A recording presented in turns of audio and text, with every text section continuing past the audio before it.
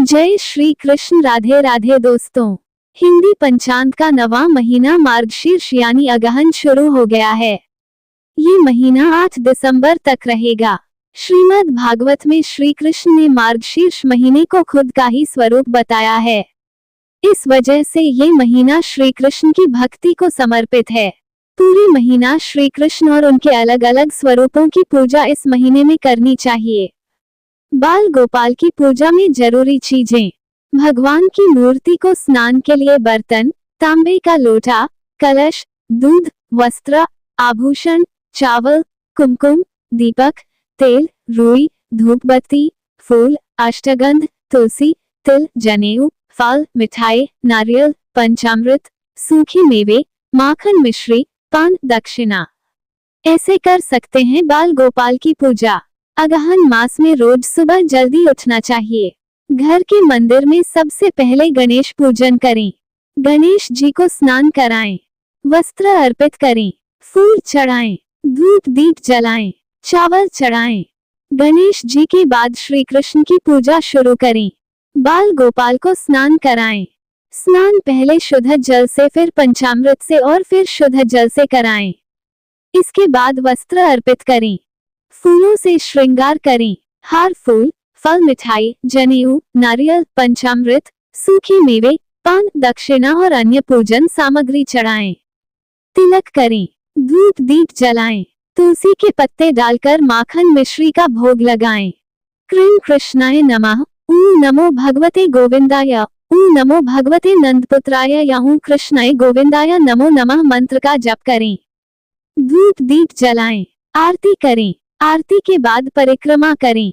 अंत में पूजा में हुई अनजानी भूल के लिए भगवान से क्षमा याचना करें।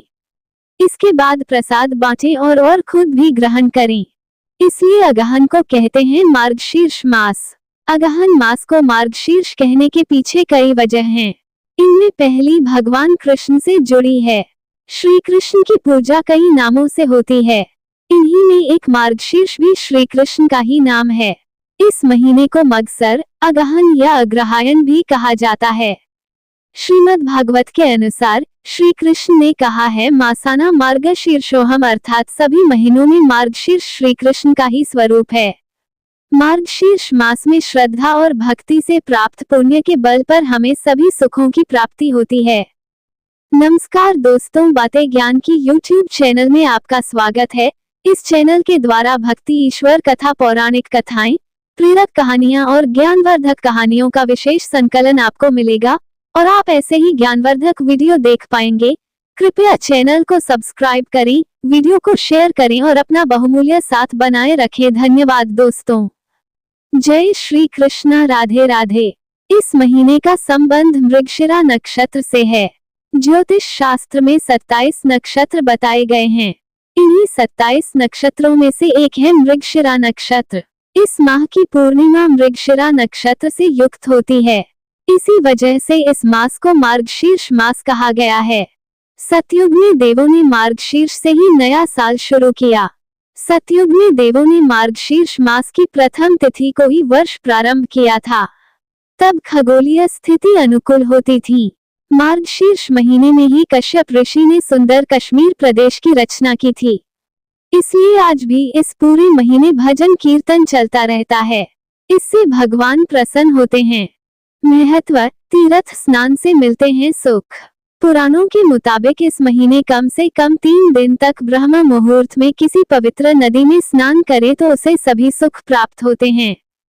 नहाने के बाद इष्ट देवताओं का ध्यान करना चाहिए। फिर विधिपूर्वक गायत्री मंत्र का जाप करें। स्त्रियों के लिए ये स्नान उनके पति की लंबी उम्र और अच्छा स्वास्थ्य देने वाला है। इस महीने में शंख पूजन का विशेष महत्व है। साधारण शंख को श्री कृष्ण को पांचजन्य शंख के समान समझकर उसकी पूजा करने से सभी मनोवांछित फल प्राप्त हो जाते हैं। अगहन मास में भगवान गणेश की पूजा का भी महत्व बताया गया है। मार्गशीर्ष मास को श्री कृष्ण का स्वरूप माना जाता है। श्रीमद् भागवत गीता में श्री कृष्ण कहते हैं कि मासाना मार्गशीर्षोहम, यानी सभी महीनों में मैं मार्गशीर्ष हूँ। इस कारण ये महीना श्री कृष्ण की भक्ति को समर्पित है। जानिए इस महीने से जुड़ी खास बातें। इस महीने का नाम मार्गशीर्ष क्यों है? हिंदी महीनों के नाम पूर्णिमा और नक्षत्र के योग से तय किए गए हैं। पूर्णिमा पर महीने का अंत होता है और इस दिन जो नक्षत्र रहता है उसी नक्षत्र के आधार पर महीने का नाम रखा गया है। इस महीने की पूर्णिमा पर मृगशिरा नक्षत्र रहता है। इस नक्षत्र की वजह से हिंदी पंचांग के 9वें महीने का नाम मार्गशीर्ष रखा गया है। विष्णु जी और उनके अवतारों की करें पूजा। इस माह में भगवान विष्णु और उनके अवतारों की विशेष पूजा करने की परंपरा है। खासतौर पर इन दिनों में श्री कृष्ण के अलग अलग स्वरूपों की पूजा करनी चाहिए। तीर्थ दर्शन और पवित्र नदी में जरूर करें स्नान। इस माह में कम से कम किसी एक तीर्थ स्थान के दर्शन जरूर करना चाहिए। तीर्थ दर्शन से धर्म लाभ के साथ ही मानसिक शांति भी मिलती है। नकारात्मक विचार खत्म होते हैं और मन भक्ति में लगा रहता है। किसी पवित्र नदी में स्नान करें। स्नान के बाद नदी किनारे ही दान पुण्य करें। श्री कृष्ण के बचपन की घटना है। गोकुल की गोपियां श्री कृष्ण को पाने के लिए ध्यान कर रही थीं। उस समय श्री कृष्ण ने गोपियों को मार्गशीर्ष माह के बारे में कहा था कि मार्गशीर्ष महीने में जो लोग यमुना नदी में स्नान करते हैं उन्हें मेरी कृपा मिल जाती है। तभी से अगहन माह में नदी स्नान करने की परंपरा चली आ रही है। इस महीने में श्री कृष्ण की जन्म स्थली मथुरा की यात्रा कर सकते हैं तो जरूर करें। मथुरा के पास गोकुल, वृंदावन, गोवर्धन पर्वत के दर्शन करें। यमुना नदी में स्नान करें।